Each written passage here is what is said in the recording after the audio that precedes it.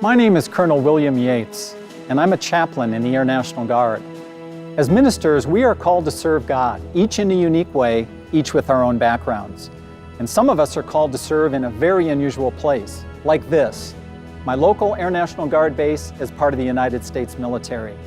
A place that takes special talents and that presents an array of exciting challenges. A place where many have found a deeply fulfilling ministry serving those who serve us.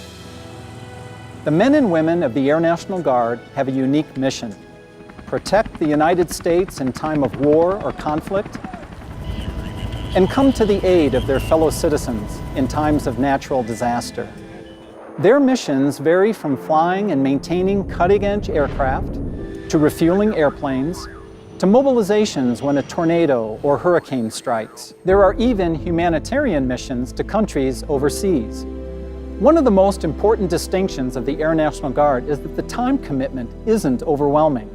Air Guard members, including chaplains, serve 1 weekend a month and 2 weeks of refresher training each year. It's a high-tempo and high-intensity environment, one that is physically, mentally, and spiritually demanding, one that presents a myriad of new experiences when a minister becomes a chaplain. As a chaplain, you're walking alongside people that really need an encouraging word, that need to be given that hope and that inspiration to keep on going. And you're able to do that as a chaplain because of the fact that you're welcomed. In our history, as we look back, going back to the original days of the Continental Army, President George Washington invited the first chaplain to leave his parish and walk alongside his troops. And that is still the tradition today, that chaplains are able to minister to the needs through the ministry of presence. And that's how we meet the needs of our men and women. The idea of military chaplaincy, the church doesn't have to be in a building, in a church setting that we think of. Visiting the flight line, that could be where my church is. Visiting deployment lines, that could be where my church is. So in other words, I view my ministry as every airman I touch is where my church is. Professional development is a large part of Air National Guard culture. Chaplains attend conferences around the country and meet with ministers of other denominations. It's an education that never ends. The majority of Air Guard members, like you, live and work in your community. They are here for the long term. Most pastors maintain a community-based ministry along with their chaplain duties. Many serve in the Air Guard as outreach to the community. It can enhance and even enlarge an existing congregation. Or a senior pastor may suggest a chaplaincy for an associate pastor. Of course, ministering to such a large and diverse flock means time management skills are critical.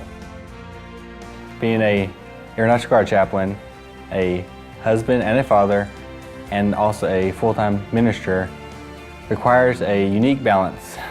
But there's a pride there that you get with serving your country. And there's also a purpose that you get by providing pastoral care and ministry to our nation's heroes. As a chaplain, you're going to find yourself stretched. And what I mean by that is you're going to be broadened.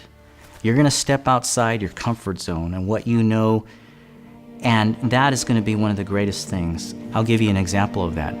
I had the distinct honor to be there on the flight line for what we call an angel flight and see that aircraft come home bearing the body of an Air Force special operator with combat control, and be out there and welcome home that airman. There is no greater honor.